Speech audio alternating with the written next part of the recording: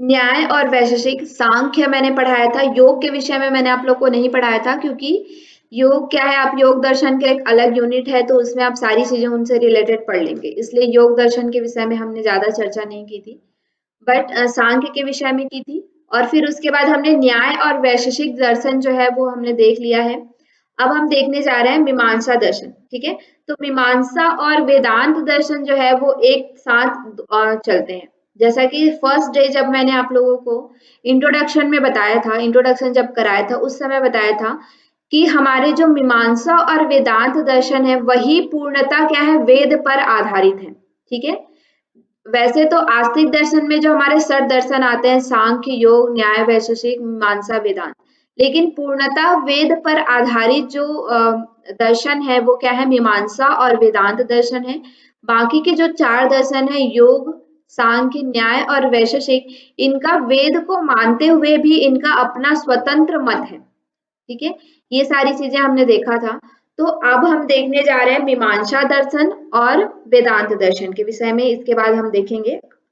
तो मीमांसा दर्शन में क्या है, उनके प्रणेता कौन है मीमांसा दर्शन के, इन सब के आप लोग चार्ट वगैरह अच्छे से प्रिपेयर कर लीजिएगा कि कौन सा जो है प्रमाण को मानता है।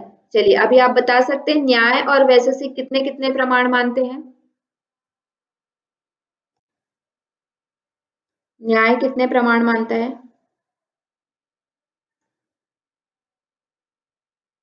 4 प्रमाण। और वैशेषिक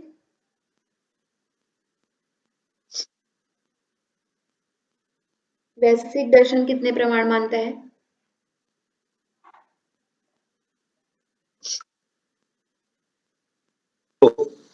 2 मानता है मैम।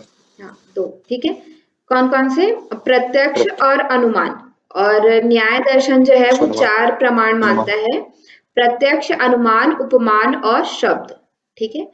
और सांख्य दर्शन 3 प्रमाण मानता है, और जैन दर्शन भी 3 प्रमाण मानता है, ठीक है। तो ये सारी चीजें हमने देखा था। नेक्स्ट अभी हम देखने वाले हैं मीमांसा दर्शन। तो मीमांसा दर्शन के प्रवर्तक किन्हें माना जाता है, जैमिनी जी को माना जाता है, जो कि क्या है, वेद व्यास के शिष्य इन्हें माना जाता है, ठीक है। जो महर्षि वेद व्यास हैं उनके शिष्य से इन्हें माना जाता है, जैमिनी प्रवर्तक है मीमांसा दर्शन के, ठीक है। इसका आधार ग्रंथ क्या है, मीमांसा सूत्र है। जैसा कि हमने न्याय सूत्र, वैशेषिक सूत्र, सांख्य सूत्र, योग सूत्र, इस तरह के हर के एक आधार ग्रंथ है, तो इसी तरह से मीमांसा दर्शन का क्या है, मीमांसा सूत्र, ठीक है। ये पूर्णतः वेद पर आधारित है, पर है ये पूर्णतः क्या है, वेद पर आधारित है। और इनका जो भाष्य किन्होंने किया है, शवर स्वामी जी ने इनका इसका भाष्य किया है मीमांसा सूत्र का, ठीक है। जिस तरह से सभी जो दर्शन है उसका लक्ष्य क्या है, मोक्ष को प्राप्त करना, उसी तरह से मीमांसा का भी लक्ष्य क्या है, मोक्ष को प्राप्त करना, ठीक है। मीमांसा का अन्य नाम क्या है, कर्म मीमांसा भी कहा जाता है इसे, धर्म मीमांसा भी कहा जाता है, देवता कांड भी कहा जाता है, और जैमिनी दर्शन भी कहा जाता है, ठीक है। ये क्वेश्चन आया हुआ है, जैमिनी दर्शन किसे कहते हैं, कौन से दर्शन को कहते हैं, ठीक है। तो इस तरह से आया हुआ है, ये क्वेश्चन आप लोग याद रखिएगा, कर्म मीमांसा, धर्म मीमांसा, देवता कांड, जैमिनी दर्शन, ये मीमांसा दर्शन को कहा जाता है, ठीक है। इसका रचना काल माना जाता है 300 ईसा पूर्व।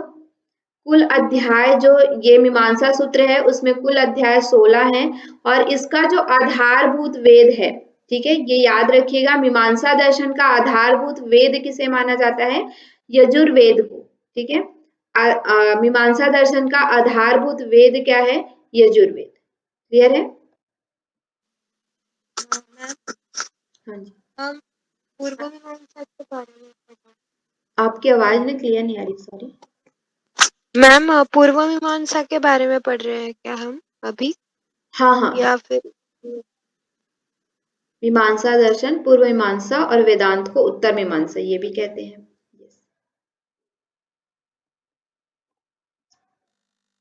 चलिए, फिर उसके बाद है वेद के जैसा 2 अंग आता है हमारा, कर्म कांड और ज्ञान कांड। जब हमने वेद के विषय में जब हम चर्चा कर रहे थे उस समय हमने बताया था कि वेद के 2 कांड आते हैं, कर्म कांड और ज्ञान कांड, ठीक है।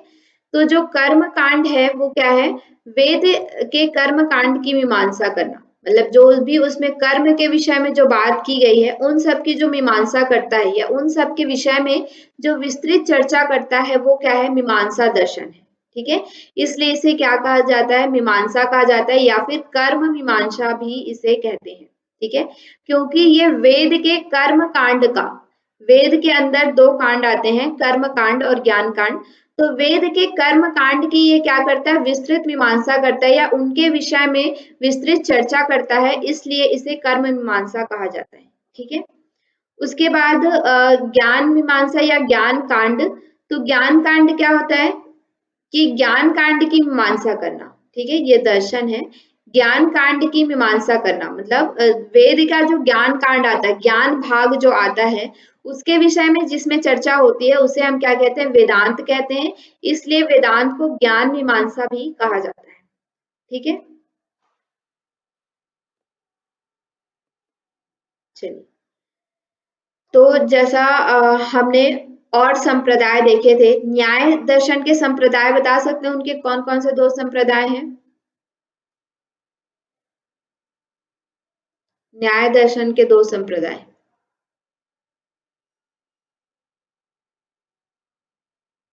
एनीवन?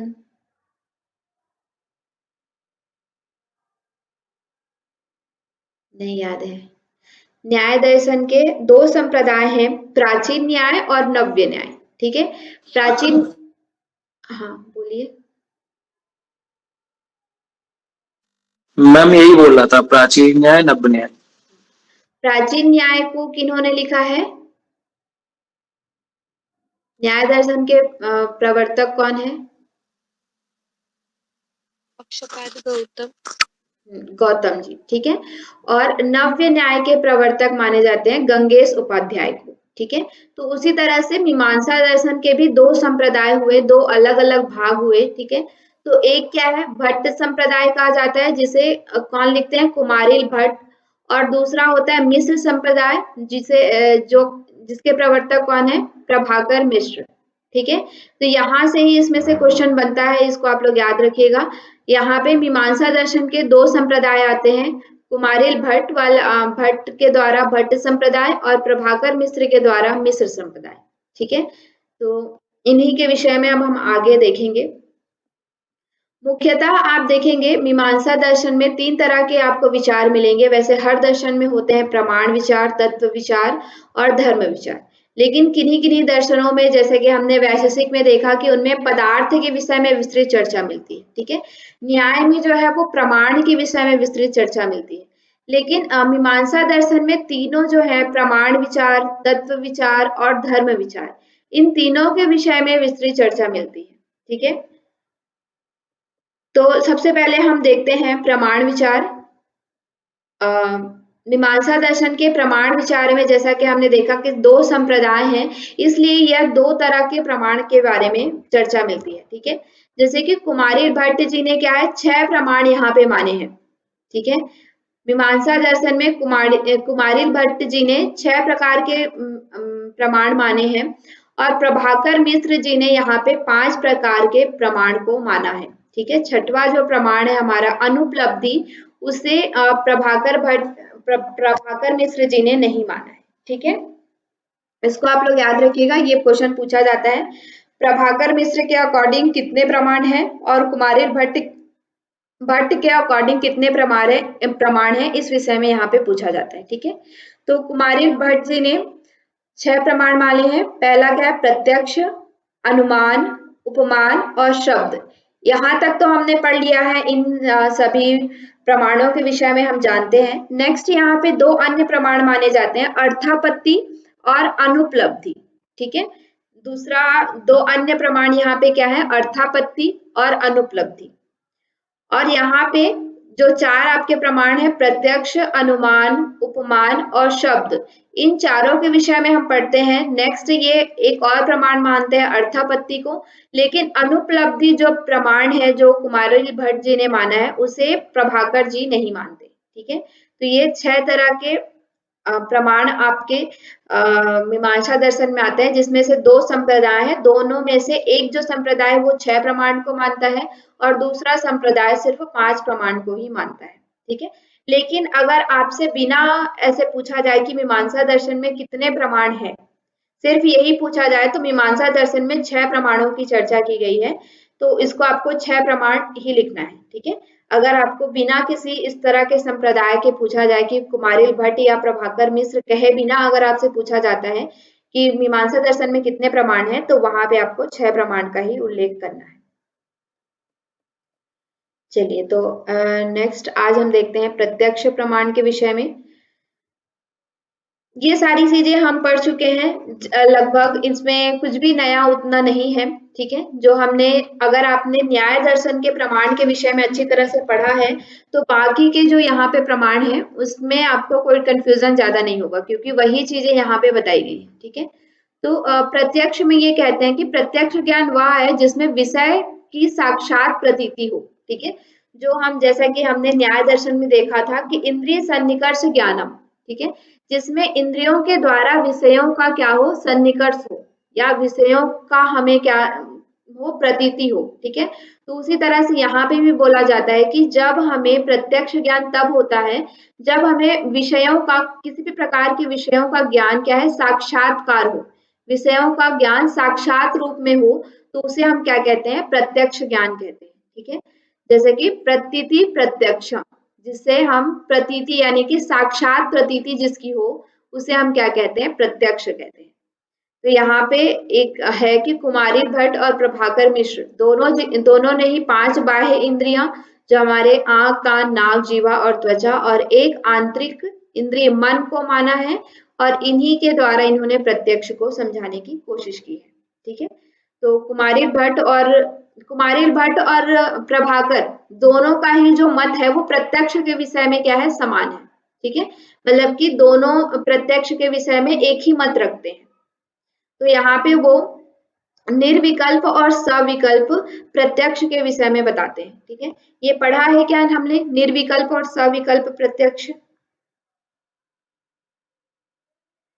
निर्विकल्प और सविकल्प प्रत्यक्ष पढ़ा है हमने? हाँ जी मैं पढ़ा था। कहाँ पे पढ़ा है? निर्विकल्प मतलब किसी वस्तु के, मतलब पूर्वानुमान लगाना, मतलब कि वो वस्तु ऐसी है। साविकल्प जब वो हमारे सामने उसके पूरे गुणों का पता हो जाना, साविकल्प। थोड़ा सा जी कंफ्यूज हो रहे हैं आप। निर्विकल्प मतलब उसी वस्तु के विषय में कम जानकारी होना।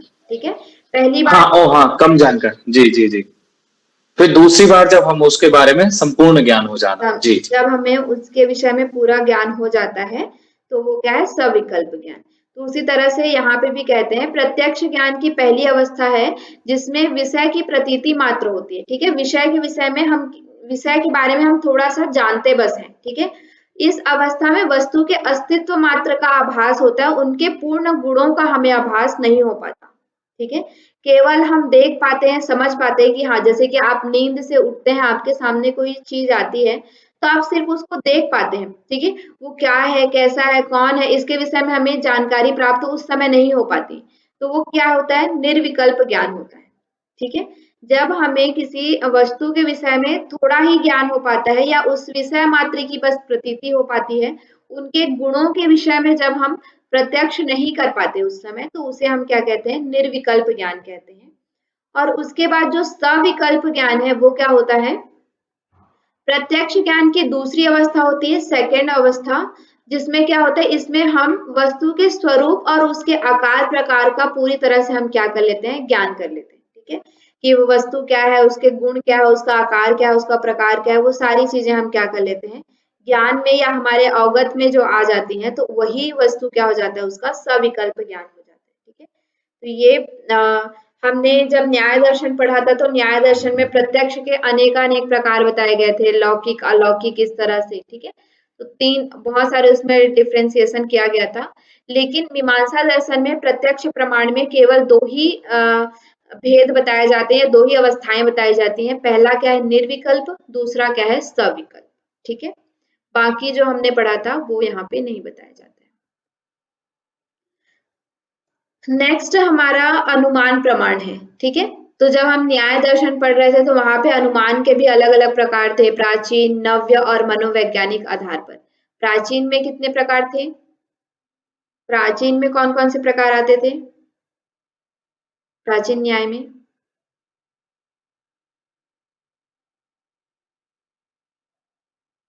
याद है?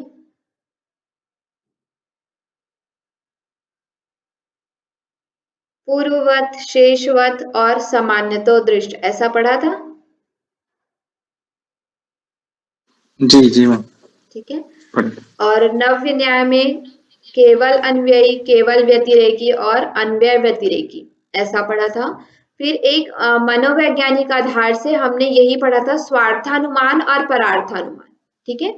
तो परार्थानुमान में ये 5 जो युक्तियां उसमें आती थी, पहला क्या था?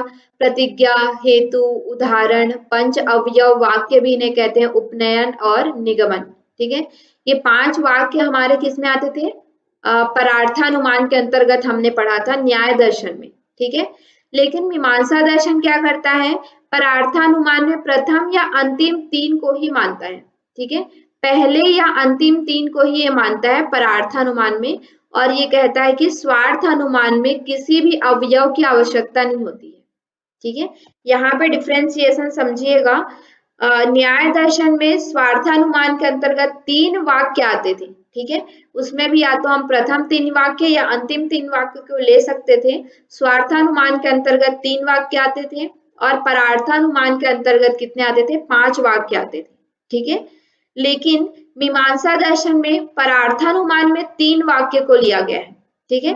पहले के 3 या फिर नीचे के 3, पहले के ऊपर के कोई 3 ले सकते हैं या फिर नीचे के कोई 3 वाक्य को हम ले सकते हैं, ऐसा इसमें माना है। और स्वार्थानुमान में कोई भी अवयव की आवश्यकता नहीं होती है, ऐसा यहाँ पे माना है। इसका डिफरेंशिएशन समझ में आया क्या, न्याय और मीमांसा का? जी, थोड़ा सा इसमें प्रमाण का थोड़ा सा डिफरेंट है, मतलब अलग है इसमें, क्या प्रमाण अलग है अलग दिए बताइए, हुए हैं उसमें थोड़ा। क्या अलग है इसमें? उसमें 4 दिए, इसमें 5 दिए।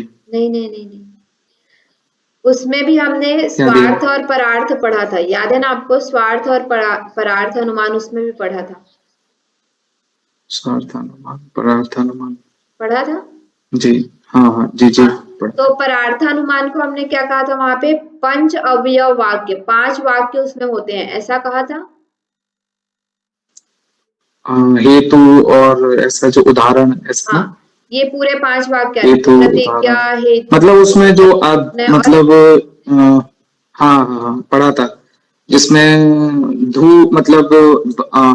धुआं है, फिर अग्नि पहाड़ है, में आग है, पहाड़ में धुआं है, क्योंकि पहाड़ में आग है। जहां जी जहां जी आग जी, होता है वहां वहां धुआं होता है। इस तरह से हमने 5 वाक्य में पढ़ा था। परार्थ अनुमान को समझा था। ठीक है। परार्थानुमान और स्वार्थानुमान। हाँ, परार्थ में 3 होता है, स्वार्थानुमान में शायद 4 या 5। अपोजिट कह रहे हैं आप, परार्थ में 5 होता है और स्वार्थ में 3 होता है। ठीक है। जी जी जी, पढ़ा मैंने था। आपको बताया था कि जी, स्वार्थ यानी कि स्वयं के लिए किया गया अनुमान, तो स्वयं के स्वयं, लिए, हाँ। हाँ स्वयं हम ठीक है ठीक है। 3 वाक्य में ही कर सकते हैं। तो उसी चीज को यहाँ पे ये क्या है, न्याय दर्शन के अकॉर्डिंग ऐसा माना जाता है। ठीक है। लेकिन मीमांसा दर्शन में क्या कहते हैं कि परार्थ अनुमान में 3 ही वाक्य होते हैं। ठीक है। न्याय दर्शन में परार्थ अनुमान में कितने होते हैं? 5, लेकिन मीमांसा दर्शन में कितने होते हैं? 3। ठीक है। मीमांसा दर्शन में कितने हो सकते हैं? 3 हो सकते हैं, ऐसा इसने कहा है।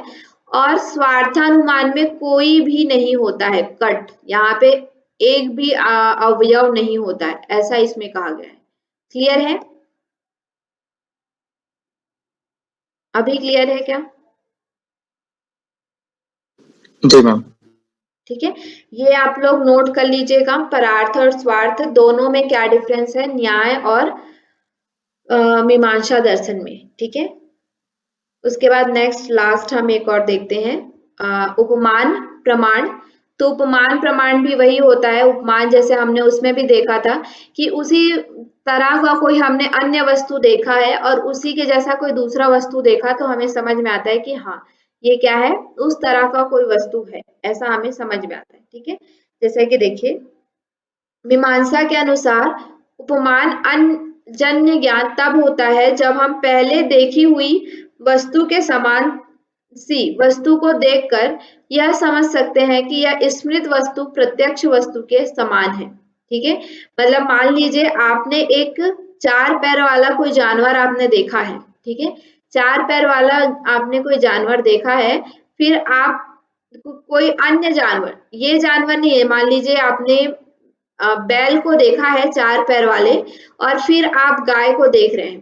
ठीक है, दोबारा कभी आपके सामने क्या आ रहा है, गाय आ रहा है, बैल नहीं आ रहा है, गाय आ रहा है, तो आपको समझ में आएगा कि हाँ ये बैल जैसा कोई प्राणी है, बैल जैसा कोई अन्य जंतु है, ऐसा समझ में आपको आएगा। ठीक है, तो ये क्या है, उपमान प्रमाण, उपमा दे करके हम जिसे समझाते हैं। ठीक है, उपमा मतलब क्या है, उसके सादृश्यता या उसका किसी और वस्तु का हम उसमें क्या करते हैं, उपमा देते हैं, मतलब कि उदाहरण देते हैं एक तरह से। ठीक है, उदाहरण या फिर उसका सादृश्यता बताते हैं।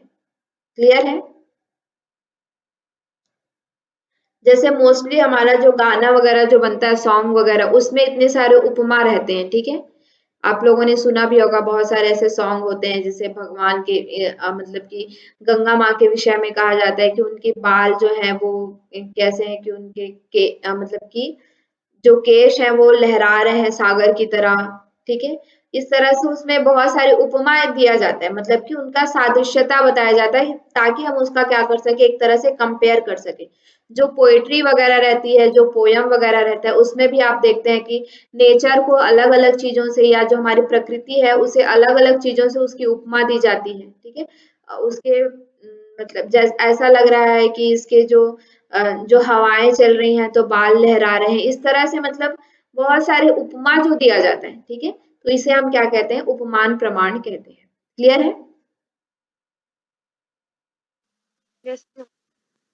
ओके, चलिए नेक्स्ट हम कल से पढ़ेंगे इसके विषय में। यहाँ से कोई परेशानी है तो आप लोग बता सकते हैं।